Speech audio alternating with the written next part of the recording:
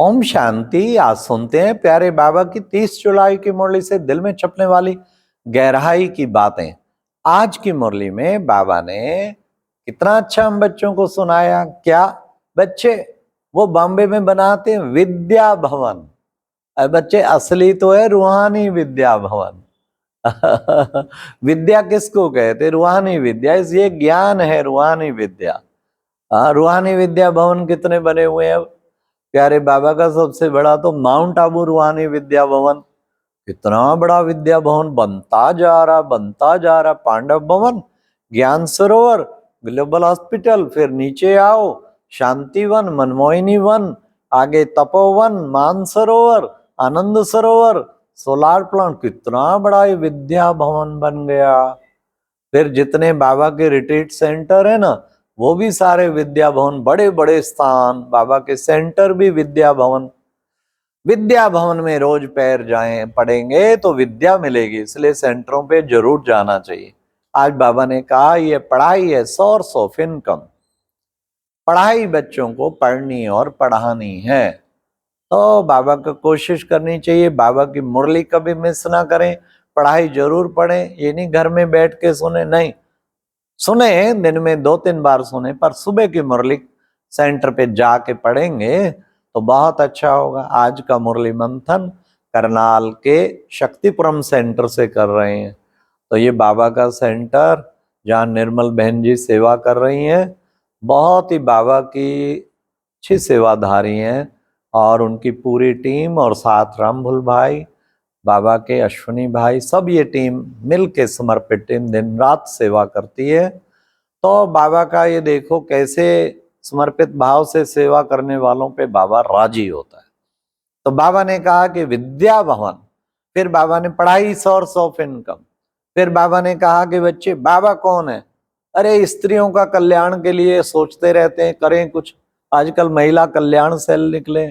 सबसे पहले बाबा कौन कल्याण करता है? सबसे पहले शिव बाबा ब्रह्मा बाबा ने ऑर्डर निकाला स्त्रियों के कल्याण के लिए। क्या नाम ही प्रजापिता ब्रह्मा कुमारी ईश्वरी विश्वविद्यालय रखा।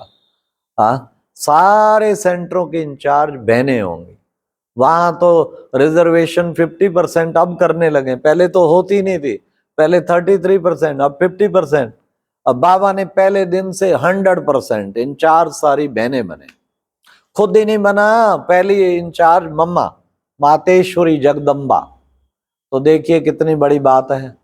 ये है प्यारे बाबा की कमाल।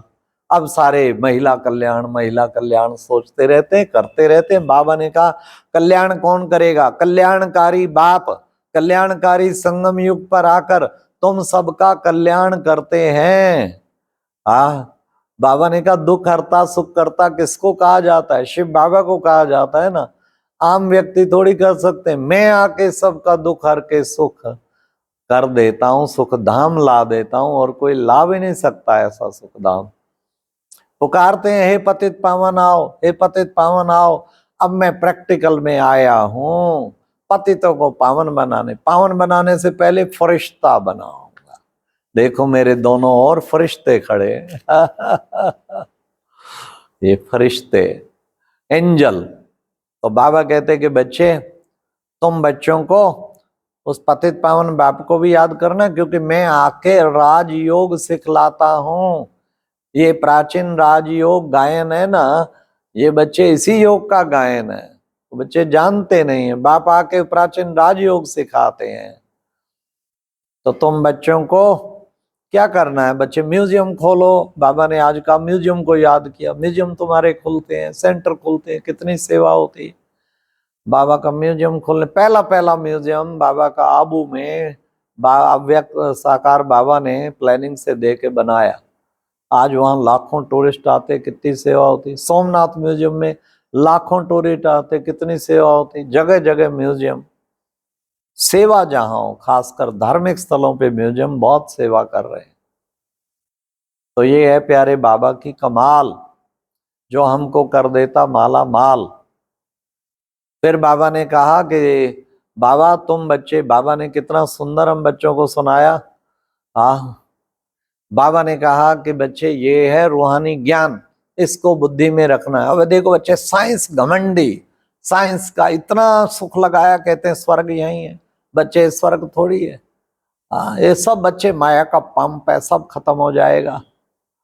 हाँ, तुम तो बच्चे, हाँ ये साइंस बाबा के सतयुग स्थापन करने में भी सहयोगी है। बाबा ने कहा सब बाबा के सतयुग की दुनिया में आ जाएंगे और आके फिर नई दुनिया का निर्माण करेंगे। ऐसी दुनिया बाबा बनाने आए हैं ना, उस दुनिया का निर्माण करेंगे।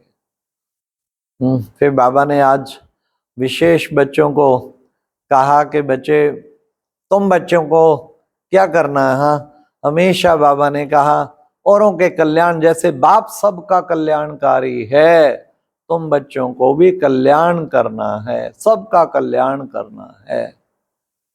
अब बाबा ने कहा बच्चे सबको, बाप आके क्या करते हैं, रचता और रचना के आदि मध्य अंत की नॉलेज सुनाते हैं। तुम बच्चों को भी रचता और रचना के आदि मध्य अंत की नॉलेज सुनानी है। ये नॉलेज कितनी अच्छी है, सबको तुम बच्चों को नॉलेज सुनानी है। फिर बाबा ने कहा तुम कौन हो, तुम हो ब्राह्मण मुख वंशावली, सच्चे सच्चे ब्राह्मण मुख वंशावली। और वो कौन है, वो है कुख वंशावली। तो तुम हो सच्चे सच्चे ब्रह्मा के मुख के द्वारा ईश्वरीय ज्ञान लेके ब्राह्मण मुख वंशावली बन गए। इतनी बड़ी बात है, हम सब ब्राह्मण मुख वंशावली बन जाते हैं। तो याद रखना है कि हम इतना ऊंचा पार्ट प्ले कर रहे हैं ब्राह्मण मुख वंशावली का। बाबा ने कहा ये बच्चे तुम सब आत्मा भाई भाई, ये भाई भाई समझो, ये भाई भाई का पार्ट हम बजाते हैं। हाँ, कैसे बच्चे, आधा कल्प दुख और आधा कल्प सुख। हाँ, तुम ब्राह्मणों की पहले रात और फिर ब्राह्मणों का दिन, ब्रह्मा की रात ब्रह्मा का दिन, ये पूरा कल्प चक्र चलता रहता है, सृष्टि चक्र चलता रहता है, जो कि तुम्हारी बुद्धि में घूमना चाहिए। तो बाबा ने कहा अच्छी तरह से सबको चक्र का भी राज बच्चों को समझाना है। जितना चक्र का राज समझाएंगे उतना ही तुम्हारा खुद चक्रवर्ती महाराजा महारानी बन जाएंगे। तो कोशिश करें बाप की याद में रहने का, घड़ी घड़ी औरों को भी बाप का याद दिलाते चलें। फिर बाबा ने कहा कि देखो शांति शांति करते रहते हैं, सब तरफ अशांति है। हाँ, शांति होती ही है स्वर्ग में बच्चे। शांति कहाँ होगी, जहाँ पवित्रता सुख शांति की जननी। सतयुग में बच्चे पवित्रता सुख शांति सब कुछ, बाप आके तुम्हें कितना ऊंचा वर्षा देता है।